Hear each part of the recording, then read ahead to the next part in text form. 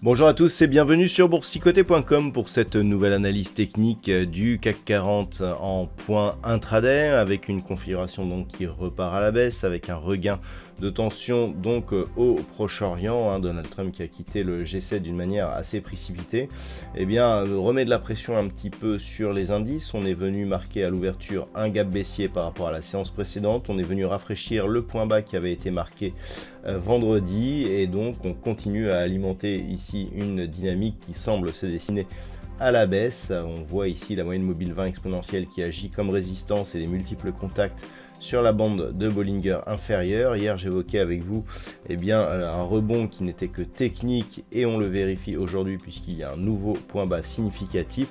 Nous allons voir quel niveau il faudra surveiller aujourd'hui. Au niveau des indicateurs techniques, on repart à la baisse sur les histogrammes du MACD. Le RSI reste en zone neutre et ça s'équilibre au niveau des volumes. On a une légère hausse des volumes avec une petite hausse de la volatilité actuellement. Au niveau du palmarès des valeurs, donc nous avons, je vous parle, une perte de 0,6% par rapport à la clôture d'hier.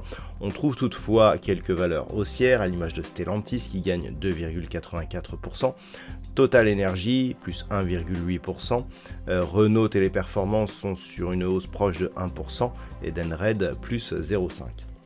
Au niveau des plus fortes baisses, par contre là on en a un peu plus. Thales perd 2,4%, Engie moins 2,2%, Unibail-Rodamco, Westfield, BNP Paribas, Société Générale sont sur des baisses, Accor Hôtel aussi sont sur des baisses inférieures à 2%.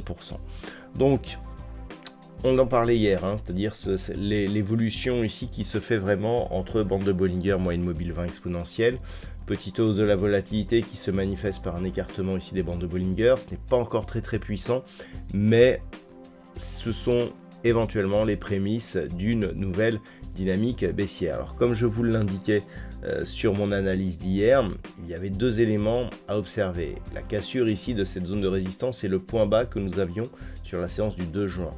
Ce point bas avait été cassé vendredi. Hier, je vous indiquais que c'était le premier niveau d'alerte. On ouvre ce matin sur un gap baissier. On vient rafraîchir ce point bas.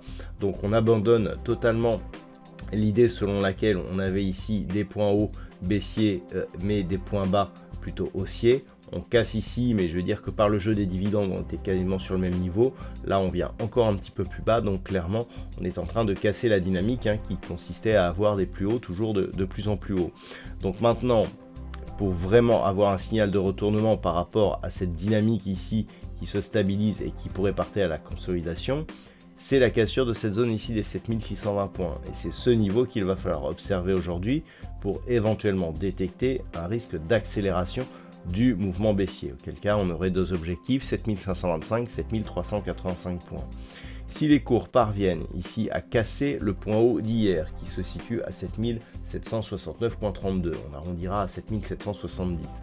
Là, on neutralisera la dynamique. Pour repasser dans un flux haussier, il faudrait au minimum repasser au-delà ici des 7835 points. Contact avec la bolle supérieure et cassure d'une résistance ici qui nous donnerait un signal important. Ce qui veut dire que entre 7725 et 7855, ça restera relativement neutre. Et tant que l'on est sous 7725 points, avec ici ce gap qui n'est pour l'instant pas comblé, et donc cette attaque sur la bolle inférieure, eh bien nous avons plutôt, je dirais, une impression baissière sur la tendance intraday court terme. Voilà donc ce que l'on peut dire aujourd'hui sur cette analyse d'un point de vue technique. Au niveau de la macroéconomie, donc nous avons eu cette nuit la décision de la Banque centrale du Japon sur l'évolution de ses taux d'intérêt, les taux qui sont restés stables, c'était ce qui était attendu. Pas de statistiques majeures ce matin au niveau de l'Europe. Cet après-midi aux États-Unis, nous aurons les ventes au détail principales à 14h30. Et puis ce sera tout donc pour aujourd'hui. Je souhaite donc de passer une bonne séance. On guettera donc dans un premier temps le comblement de ce gap et éventuellement le retour sur 7725 ou alors une amplification du mouvement baissier qui se manifesterait par la cassure de la zone des 7620 points. Je vous souhaite donc une bonne séance, on se retrouve dès ce soir pour toutes les autres analyses techniques du site boursicoté.com.